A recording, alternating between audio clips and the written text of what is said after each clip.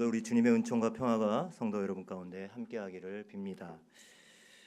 지난 5월 1일자 국민일보 인터넷판 기사에 어떤 목사님이 연재하고 있는 컬럼 내용 가운데 이런 이야기가 실렸습니다. 남편 목사가 설교하는 강대상으로 그 교회 목사님 사모님이 이불을 들고 올라가려고 했던 사건입니다. 주위에서 사모님 왜 이러세요? 이렇게 성도님들이 말리니까 이 사모님이 울면서 이렇게 말했다고 합니다. 나는 저 강단에서 설교하는 저 목사와 살고 싶단 말이에요. 강단에서 내려오면 설교하는 180도 다른 삶을 살아가는 그 목사하고는 살고 싶지 않다는 이야기입니다. 물론 만들어낸 이야기겠지만 저는 이 글을 읽으면서 혹시 제 아내도 이런 마음을 가질 수 있을 것 같아 섬뜩한 생각이 들었습니다. 비단 목회자의 가정만이 아니라 우리의 가정은 사실 우리 자신의 신앙의 실체가, 또 영적인 실체가 가장 그대로 적나라하게 드러날 수밖에 없는 그런 곳이지요. 우리의 삶과 신앙의 완벽한 일치는 우리가 불가능하다고 할 수 있겠습니다만, 그나마 교회에서 보여지는 모습과 가정이나 또 우리의 삶의 자리에서 보여지는 모습이 뭔가 판이하게 다르다고 한다면 어느 쪽이 실제 영적인 실체, 신앙의 실체에 가까운지 사실 너무도 자명하지요. 포장할 수 없는 쪽이 실제 모습에 가까울 것입니다. 그런데 무엇보다도 중요한 것은 그 자신의, 그 사람의 영적인 실체는 그냥 그것에서 끝나는 것이 아니라 바로 배우자들이나 특별히 그의 자녀들에게 깊은 영향을 미친다고 하는 것입니다. 교회의 신앙과 일상에서의 신앙이 도무지 연결되지 않는다면 우리의 자녀 세대와 그리고 다음 세대는 바르고 온전한 믿음의 유산을 이어갈 수 없게 될 것입니다. 오늘은 주일이면서 또 어린이날이기도 하고 교회에서는 다음 세대 주일로 지킵니다. 그래서 예쁜 마을 우리 예꿈둥이 늘품아이 징검다리 아이들이 지금 한 곳에서 함께 예배를 드리고 있습니다. 그리고 예배 후에는 다채로운 활동으로 한데 어우러져서, 그래서 예꿈둥이 우리 미취학 아동부터 청소년부까지 한데 어우러져서 함께 놀고 또 여러 가지 활동을 하게 되어 있습니다. 그러면서 신앙 안에서 한 가족됨의 의미를 함께 누리고 나누는 시간을 갖게 될 것입니다. 그래서 오늘 하루 동안 우리 이 높산마을에서 만나는 우리 다음 세대 아이들을 더 깊은 사랑의 눈길로 바라봐주고 또 이렇게 토닥거려주고 격려해 줄 수 있기를 바랍니다.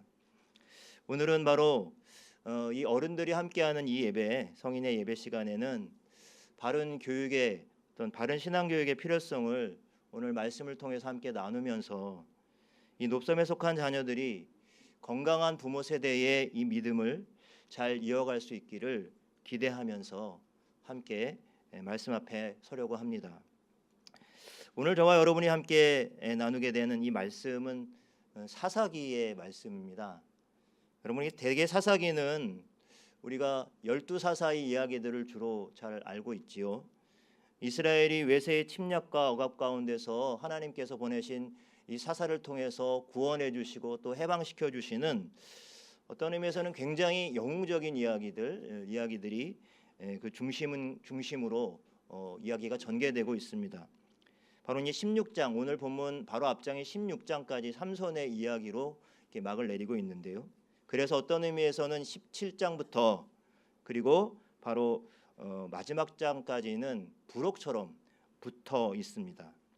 그러나 사실 사사기를 통해서 사사기의 저자가 전하고자 하는 메시지의 핵심은 이렇게 특별한 사람들의 영웅담이 아니라 오히려 하나님이 선택하신 백성이 어떻게 그토록 영적으로 타락한 길을 걷게 되었는지 그것을 증거해주고 있는 내용이라고 볼 수 있습니다.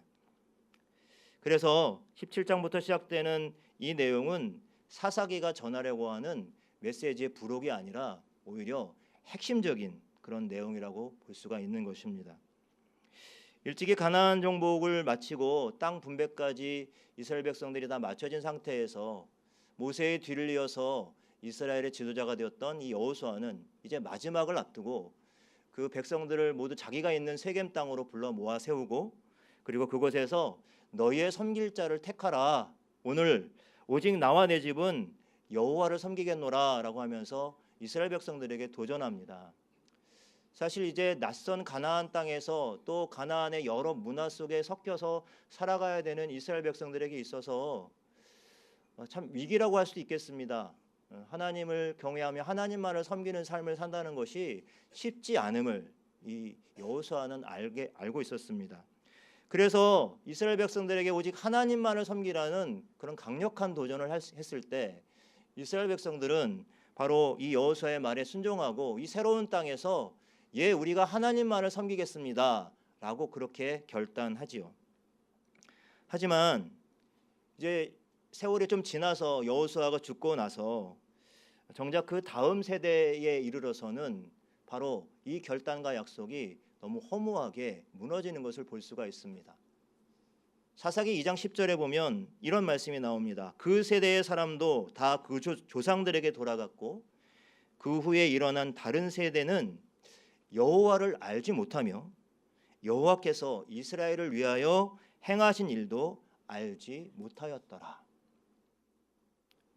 여호수아가 죽고 나서 사사시대 이스라엘은 한마디로 여호와 하나님을 알지 못하고 하나님이 그들 민족 가운데 행하신 일들에 대해서도 알지 못하였다라는 기록입니다. 그리고 바로 이어지는 말씀 속에 그들은 여호와의 목전에서 악을 행했다라고 되어 있습니다. 그러니 당연히 사사기는 이스라엘 백성들이 약속의 땅에서 정착해서 축복을 누리는 그런 밝은 내용의 이야기가 아닙니다. 영적으로 도덕적으로 부패하고 그 결과 외세의 침략 속에서 또 압제와 고통 속에서 그 고통이 계속 악순환되는 어둡고 침침한 그리고 냉담한 그러한 내용을 담고 있습니다. 이스라엘이 왜 이런 상황과 이런 지경에까지 이르게 되었을까요? 바로 그것을 오늘 본문 17장 6절 말씀에서 이렇게 요약해서 말씀하고 있는데요. 여러분 한번 같이 읽어보도록 할까요? 17장 6절입니다. 시작. 그때에는 이스라엘의 왕이 없으므로 사람마다 자기 소견에 오른 대로 행하였더라. 사사기 맨 마지막 구절도 동일한 내용으로 되어 있습니다. 17장이 시작할 때 이 말씀이 나오고 마지막에도 이 말씀이 그대로 이어지는 것을 보면 바로 이스라엘 백성들이 영적인 타락 그리고 부패의 원인이 바로 여기 있었습니다. 이스라엘의 왕이 없으므로. 여러분 이 말은 두 가지 의미를 갖고 있습니다. 실제로 이스라엘은 당시에 왕이 없었습니다. 다른 이방 민족들에게는 왕정 제도가 있었죠. 그래서 그 왕들의 다스림 가운데 있었는데 이스라엘은 왕이 없었습니다. 그런 왕은 없었습니다. 그러나 이스라엘은 또 왕이 있었습니다. 그 왕은 누구시죠? 바로 하나님이 이스라엘의 왕이셨죠. 그런데 그 하나님이 이스라엘의 왕이 되지 못하고 하나님이 왕이신데도 이스라엘 백성들은 하나님을 그 왕의 자리에서 끌어내리고 자기가 왕이 되어서 자신이 욕망하는 대로 그렇게 살았음을, 자신이 바라고 원하는 대로 예배하고 또 자기의 식과 법대로 그렇게 살았음을 보여주고 있는 것입니다. 바로 오늘 그러한 이스라엘의 영적 상태를 밝혀주는 말씀이 17장부터 시작이 되는데 바로 17장 말씀은 이러한 이스라엘 백성들의 이 영적인 삶의 자리가 얼마나 이스라엘 백성들의 일상에 깊숙이 들어와 있는지를 한 가정의 이야기를 통해서 들려주고 있습니다. 오늘 소개되는 그 가정에 등장하는 사람은 바로 미가라고 하는 사람인데요. 미가는 에브라임 지파에 소속되어 있는 사람이었습니다. 이 미가라는 이름은 오늘 저희가 읽은 개역개정 성경에는 다 미가라고만 소개가 되고 있습니다만 히브리 원어 성경에는 두 가지 이름이 사용되어지고 있습니다. 하나는 미가고요. 하나는 미가 여후라는 이름입니다. 1절과 4절에 미가 여후라는 이름이 사용되어지고 있는데요. 아마 이게 풀네임이고 미가는 아마 이제 짧게 쓰는 그러한 이름이었던 것 같습니다. 근데 이 미가 여후라는 이름의 뜻은 이렇습니다. 누가 여호와 같은가? 하나님을 감히 다른 신들과 비교할 수 없을 정도로 위대한 분이라고 이렇게 높여드리면서 고백하는 신앙적인 이름을 갖고 있습니다. 여러분, 미가가 그 이름과 같은 그 이름에 걸맞는 삶을 살았더라면 얼마나 좋았겠습니까마는. 그러나 정작 오늘 본문에서 보여지는 미가와 관련된 미가의 모습에서는 바로 그의 신앙적인 이름과는 거리가 멀어도 한참 멉니다. 오늘 본문에 보면 이 미가와 미가의 가문에서, 미가의 가정에서 일어난 두 가지 일화가 소개되어지고 있는데요. 이 두 가지 이야기를 바로 17장 6절 말씀이 이어주고 있습니다. 17장 6절은 어떤 말씀이라고요? 이스라엘의 영적인 상태가 왜 그 지경에 이르는지를 설명해주고 있습니다. 그때 이스라엘이 왕이 없기 때문에 사람마다 각기 다 자기 소견에 오른 대로 행했다는 이 말씀을 기준으로 해서 앞뒤로 이 미가와 미가의 가문에 대한 이야기가 나오고 있습니다. 먼저 첫 번째 일화는 이런 것입니다. 2절에서 5절에 나와 있는 내용인데요. 미가가 이제 어머니가 있는데 그 어머니가 은 1,100을 잃어버렸다. 그리고 그것을 잃어버리고 이 은 1,100을 잃어버린 것은 그냥 분실한 게 아니라 누군가가 이제 훔쳐갔는데 이 훔쳐간 그 도둑을 아직 알지 못하는 상태에서 저주하는 내용을 미가가 듣게 됩니다. 대개 은은 종종 성경에서 이제 그대로 돈을 의미합니다. 그러면 은 1,100은 어느 정도의 금액일까요? 뭐 이렇게 정확하게 환산하기는 어렵겠습니다만 다른 본문들과 비교해 봤을 때 이 금액이 갖고 있는 의미가 나오게 됩니다. 오늘 본문에서도 10절 말씀에 보면 미가가 제사장을 고용할 때 해마다 은 10을 주겠다라고 했어요. 그러면 해마다 받는 걸 뭐라고 하죠? 연봉입니다. 연봉이 은 10인데요. 지금 은 1,100을 잃어버렸다고 하는 것, 이것이 누군가 가져갔다고 하는 것은 이 제사장 연봉의 110년치에 해당이 되는 뭐 어마어마한 금액이 되겠죠.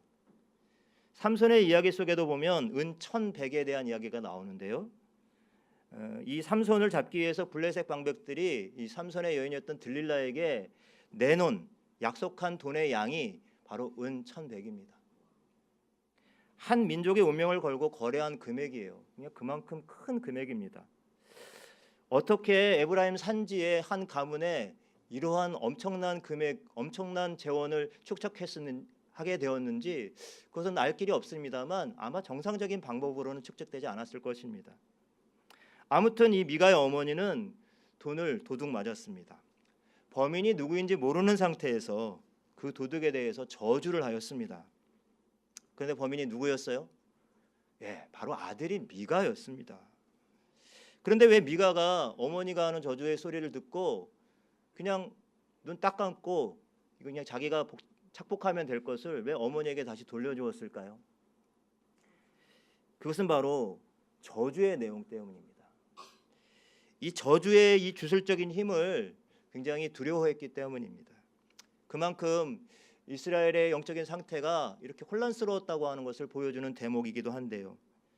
그래서 미가는 이 어머니의 저주의 소리를 듣고 마음이 찔려서 그래서 어머니에게 자신이 그 돈을 훔쳐간 범인임을 밝힙니다. 여러분, 이 정도 되면 그 다음에 예상되는 스토리는 어떤 것입니까?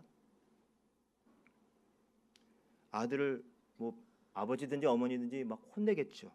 그 돈이 어떤 돈인데 이러면서, 아니면 다리 몽둥이를 한번 부숴서 버릇을 고쳐줘야지 아마 이랬을지도 모르겠습니다. 그런데 우리의 예상은 엇나가고요. 바로 미가의 어머니는 금방 요사이 말로 이 태세전환이라 그러죠. 그렇게 저주했던데 나중에 알고 보니까 아들이야. 그러니까 귀한 자식이라 아무리 잘못해서도 용서가 되는지 모르겠습니다만 바로 이런 반응이 나오죠. 오늘 개역개정 성경에는 내 아들이 여호와께 복받기를 원하노라. 공동번역 성경에는 더 노골적으로 이렇게 말합니다. 그래 괜찮다. 너는 여호와께 복을 받아라. 돈을 돌려준 아들을 보고 미가의 모친은 그 아들의 죄를 탓하지도 않고 책하지도 않습니다. 오히려 자기가 퍼부은 이 저주를 풀기 위해서 여호와께 아들을 위해서 복을 빌고 있습니다. 복 받아라. 여러분, 이게 잘 이해가 되십니까? 분명히 죄를 짓고 잘못했는데요. 그 잘못을 그냥 그대로 감싸고 그냥 슬쩍 넘어갑니다. 이렇게 자녀를 위해서 복을 빈 행위는 실상 말씀에 근거한 신앙이 분명 아니었을 것입니다. 당시 모든 저주는 그에 상응하는 축복으로 해결될 수 있다고 믿는 그러한 미신이 있었습니다. 이제 거기에 더해서 이 미가의 어머니는 아들의 저주를 풀어주기 위해서 더 나아가 신상을 만들어서 여호와께 드린다라고 말하고 있습니다. 내가 이 은을 여호와께 거룩히 드리노라라는 말씀이 3절에 나오고 있죠. 근데 원래 또 원어 성경에는 사실 이 말씀이 맨 앞에 와 있습니다. 내 손으로 이 은을 여호와께 거룩히 드리노라라는 말씀이 원래 맨 앞에 나와 있어요. 그런 어순을 보면 사실 아무 문제가 없어 보이죠. 여기까지는요. 찾은 돈을 하나님을 위해서 쓰겠다니 참 그래 칭찬받을 만한 일이다 생각할 수 있는데요. 사실 그런 다음에 사실 나오는 말이 내 아들을 위하여 새긴 신상과 부은 신상을 만들기 위하여 이렇게 말하고 있습니다. 무슨 말입니까? 말로는 여호와를 위한다고 해놓고서는 하나님께 드리겠다고 이렇게 말로는 해놓고서는 정작 그의 속내는 아들을 위해서, 아들이 혹시 저주받을까 두려워서 그 신상을 만들겠다는 말입니다. 자기의 욕망을 위해서 여호와 하나님의 이름을 이용하고 있는 것입니다. 실제로 도로 찾은 1,100을 하나님께 다 드릴 것 같이도 보였는데 4절 말씀에 보면 200만 사용을 하고 있죠. 이렇게 해서 신상과 신당을 미가가 다 갖게 됩니다. 그런데 여기서 미가는 바로 어머니에게서 보고 배운 대로 그 다음에 앞니를 점치는 데 쓰는 에봇과 드라빔을 손수 만듭니다. 에봇이라고 하는 것은 제사장이 입는 예복이었죠. 하지만 제사장이 하나님을 예배할 때 거룩하게 사용되어지는 성물이었는데도 자격이 없는 사람이 아무렇게나 만들어서 사용한다면 그것은 바로 우상이 될 수 있고 불신앙이 될 수 있는 것입니다. 드라빔 같은 경우도 마찬가지입니다. 사실 드라빔이라고 하는 것, 우리가 이 드라빔을 어디서 들었습니까? 야곱이 삼촌 라반의 집에서 일가를 이루고 나올 때 그의 아내 중에 하나인 라헬이 그 아버지의 집에서 훔쳐 나온 가족의 수호신과 같은 것이 바로 드라빔이었습니다. 이러한 신상과 에봇과 드라빔이 이제 다 준비되고 난 다음에 미가는 한 가지 일을 더 하죠. 그것은 바로 이제 신당이 제대로 기능을 하기 위해서 그래서 자기 아들 중에 하나를 아마 레위인이 없을 수도 있었겠습니다만 그렇게 하면 안 되는데 아들 중에 하나를 제사장으로 세우기까지 합니다. 여러분 철저하게 신앙을 자기의 욕망을 포장하기 위해서 도구화하고 사용하고 있는 것을 볼 수가 있습니다. 여호와의 신앙이 철저하게 자기 집안의 종교와 자기의 어떤 안위와 복을 위해서 그래서 신을 모셔드리는 집안의 종교로 그렇게 전락하고 있는 그러한 모습을 볼 수가 있습니다. 여러분 이것을 조금 어려운 말로 신앙의 사유화라고 하죠. 때로는 사사화라고도 말을 하는데요. 우리가 믿는 믿음의 동기가 하나님을 향해 있지 않고 우리 자신의 개인의 복락과 안위에 머물게 될 때 이것을 우리가 신앙의 사유화라고 합니다. 물론 여러분 우리가 부모된 입장에서 때로는 아들 딸 잘 되라고 행복하라고 이 치성을 드리는 그 모종을 우리가 이해하지 못할 바는 아닙니다. 하지만 어찌 이스라엘의 하나님을 한 개인과 집안을 위해서 존재하는 그런 신당이나 신상의 안에 갇혀 계실 분으로 그렇게 생각할 수 있습니까? 미가의 어머니가 또 미가가 그러한 실수, 그러한 착각을 하고 있는 것입니다. 6절을 지나서 이제 두 번째 이야기가 일화가 나오고 있는데요. 바로 앞서서 미가의 어머니와 미가가 그러한 불신앙적인 태도로 살았던 그 삶의 모습이 그대로 이어지고 있습니다. 두 번째 일화 속에서는 유다 지파에 속해서 베들레헴에 거류했던 한 레위인 청년이 베들레헴을 떠나서 에브라임 산지까지 이르러서 바로 미가의 집에까지 오게 되었습니다. 이 레위인은 자기의 기업을 소유할 수 없었기 때문에 이리저리 그렇게 옮겨 다닐 수 있었습니다. 나그네로 지내는 것이 기본적으로 가능했던 것이죠. 그러니 그 다른 거주지를 찾아서 길을 나서는 것이 당시 그렇게 크게 문제가 되지는 않았을 것입니다. 그런데 오늘 이 말씀 속에서, 오늘 개역개정 성경 속에서는 이 레위인이 이렇게 거주지를 옮기는 그 동기에 대해서, 또 왜 그랬는지에 대해서 나와 있지 않습니다만, 이 메시지라고 하는 성경에서는 짧게 그 동기를 이렇게 표현하고 있습니다. 출세길을 찾아서. 전문적인 종교인으로 출세길을 찾아서 나섰다는 겁니다. 이 레위 청년이 출세길을 찾아 나섰다는 근거는 오늘 본문 말씀에서 이 미가가 이 레위 청년과 만나서 대화하는 그 이야기 속에서 찾아볼 수가 있습니다.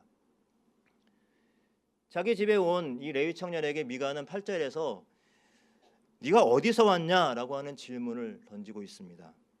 그때 이 레위인은 자신이 유다 베들레헴의 레위인으로 거처할 곳을 찾고 있다고 대답하고 있는데, 원래 원문에는 먼저 자신이 레위인이라고 하는 것을 밝히고 있습니다. 그리고 자기가 어디서부터 왔는지를 밝히고 있습니다.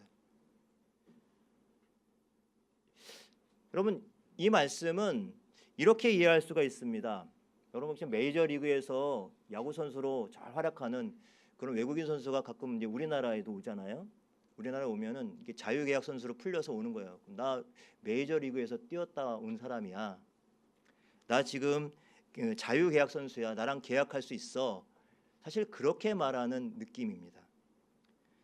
미가는 이 레위인이 나 레위인이에요라고 말하고 유다 베들레헴에서 왔어요라고 말했을 때 그 의미를 금방 파악하고 바로 제안을 하죠. 나와 함께 거주하며 나를 위하여 아버지와 제사장이 되라.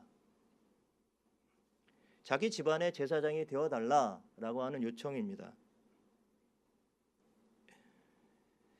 이 제사장이라고 하는 것을 아버지와 같이 두고 있는데요. 그만큼 아버지의 같이 가족의 뜻을 묻고 말씀을 바로 가르치고 제사를 드리는 역할을 하는 존재가 바로 이 제사장이었기 때문입니다. 그런데요, 11절 말씀에 보면 레위 청년이 이제 미가의 이 제안을 만족하게 생각했다고 합니다. 여러분, 그 이유가 뭐예요? 11절 말씀에 맨 뒤에 보면 이는 그 청년이 미가의 아들 중 하나같이 됨이라. 이상하죠. 아버지와 제사장이 되라 그랬는데 이 청년이 미가의 아들 중 하나같이 됨이라. 물론 제사장으로 삼았다는 의미일 수도 있겠습니다만 말씀을 바로 가리키고 예배를 드리고 그렇게 영적으로 이끌어야 될 사람이 그냥 미가의 집안의 요구에 따라서, 때론 욕망에 따라서 그렇게 부응하는 그런 역할을 했다고 하는 것입니다. 그리고 또한 이 레위 청년이 만족했다고 하는 것은 가족같이 대해줘서 만족했다기보다는 미가가 약속한 대우입니다. 은, 열과 의복 한 벌과 먹을 것. 그래서 안정된 그 연봉에 만족했다고 하는 것으로 보여집니다. 이제 이렇게 레위 청년을 자기 집의 제사장으로 삼은 미가는 이제 나는 여호와께 복을 받을 일만 남았다라고 이렇게 13절에서 말하고 있습니다. 근데 여러분, 이 말씀을 잘 보세요. 미가가 이 레위인이 내 제사장이 되었다. 또 미가도 미가의 제사장이 되어 그 집에 있었더라. 12절에도 이렇게 표현하고 있습니다. 여러분, 제사장은 누구의 제사장인가요? 어떤 사람의 제사장이 아니라 하나님의 종이고 하나님의 제사장이죠. 그런데 지금 이 제사장이 종교인이 되어서 그저 한 집안의 복락을 위해서 간구하는 그런 어떤 종교인, 직업적인 종교인이 되어버렸다고 하는 것입니다. 이것도 역시 당시 이스라엘의 영적인 상태가 그만큼 세속적인 신앙으로 물들어 있는 모습을 보여주고 있는 대목입니다.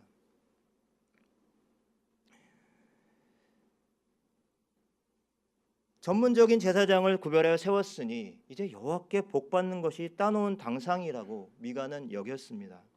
여러분, 그러나 이것도 역시 미가의 착각이었죠. 신상을 새기고 부어 만들고 많은 신을 신당에 두면서 겉으로만 또 형식적으로만 그럴듯하게 갖추었다고 해서 그것이 하나님 앞에 온전한 예배가 되고 또 진정한 신앙이 될 수는 없었기 때문입니다. 여호와의 이름을 말하지만 진정으로 여호와 하나님을 예배하는 것과는 거리가 멀었습니다. 오히려 자신의 욕망을 이루기 위해서 신앙을 도구화하는 불신앙을 저지르고 있었던 것입니다.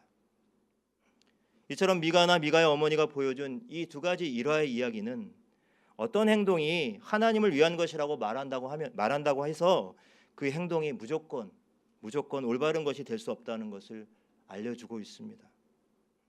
여호와를 위한다 하면서 여호와께 금한 것을 만들어 버렸죠. 그리고 정작 그 모든 것들은 사실 여호와 하나님을 위한 것이 아니라 자기 아들을 위한 것, 또 자기 자신을 위한 것이었습니다. 결론적으로 여러분, 사사기 17장에 나오는 미가의 어머니의 이 왜곡된 신앙은 결국 그의 아들인 미가의 불신앙으로도 이어져서 결국 미가 역시 여호와 하나님의 제사장을 자기의 제사장이라고 할 정도로 신앙을 철저하게 개인과 자기 자신을 위한 도구로 삼아 버렸던 것입니다. 여러분, 우리도 우리의 신앙을 돌아볼 때 때론 어떤 일을 하면서 하나님께 영광을 돌린다고 말하는 경우를 종종 경험하게 되죠. 그러나 정말 우리가 하나님의 이름을 말하면서 혹시 자신들이 하는 행동이나 생각을 정당화할 때는 없을까요? 열심히 섬기고 또 봉사하는 사람들 가운데도 이런 위험성이 있을 수 있겠죠. 은근히 자신이 하는 열심만큼 못 따라온 이들이 있으면 그렇게 하는 것이 하나님이 원하시는 것이 아니라고 때론 눈치 주거나 은근히 판단하고, 이렇게 하는 것이 하나님이 기뻐하시는 일이야 라고 때론 무례하게 압박을 주기도 합니다. 하지만 여러분, 하나님의 뜻에 대해서 말할 때 우리는 늘 두렵고 떨리는 마음으로 임해야 할 것입니다. 때로 하나님의 이름을 걸고 하는 일이 정말 하나님을 위한 일인지, 아니면 혹시 나의 자존심이나 다른 사람보다 내가 열심을 드러내 보이거나 때로는 교회의 이름을 더 높이기 위한 것이 아닌가, 이러한 분별력을 가져야 될 것입니다. 자기 소견에 옳은 대로 믿는 신앙의 세태는 사사시대의 특징만은 아닙니다. 우리도 얼마든지 하나님을 위해서 일한다고 하면서도 나의 생각과 습관과 자신의 경험을 절대화할 수 있습니다. 우리의 삶과 역사의 주관자이신 왕 대신 하나님의 주권을 무시하고 그렇게 행동하고 살아갈 수 있습니다. 혹시 우리 안에도 신앙이라는 이름으로 내 자신의 욕망을 포장하고 하나님께 영광 올린다고 하면서 나의 이름과 나의 영광에 집착하고 살고 있지는 않는지, 자기가 왕이 되어서 살아가고 있지는 않는지 철저하게 회개하고 돌아볼 수 있기를 바랍니다. 오늘 우리는 5월 가정의 달 첫째 주일을 다음 세대 주일로 지키고 있습니다. 그래서 더더욱 자라가는 다음 세대들에게 건강하고 바른 신앙의 유산을 물려주기 위해서 정말 우리들이 가장 먼저 해야 할 일이 무엇인지 오늘 사사기 17장 이 말씀을 통해서 함께 상고해 보았습니다. 이제 내가 내 삶의 주인 노릇하고 왕 노릇 해오던 습관과 태도를 내려놓고 하나님께서 우리 인생과 삶의 진정한 왕으로 다시 그 자리를 차지하시고 귀환하셔서 우리를 다스려 주시고 우리를 통치해 주시기를 겸손히 그리고 간절히 구하며 살아가는 저와 여러분들이 되시기를 간절히 축원합니다. 기도하겠습니다.